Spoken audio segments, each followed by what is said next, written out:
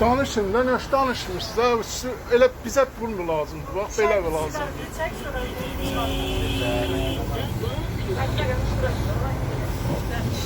Olmaz bir problem, alar ki ama şahsat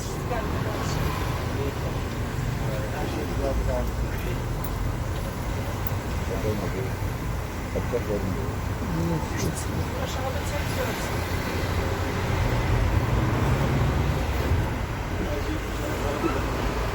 Tapın bunu görüyorum.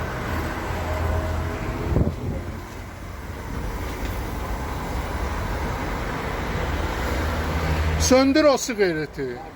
Söndür sigareti. Vurmuram. Söndür sigareti. Söndür sigareti. Söndür sigareti. Ben sana deyirəm söndür. Ben vuracağım, sen söndür sigareti. Ha. Aç ki, cemaat işe geldi ki. Söndür. Ne tersliğine dayanmışsın ha? Ne tersliğine? Tulla ben bile poku. Tulla da var. Kardeş, Git ki hemen. Hala poka gelsin, ben lazım değil.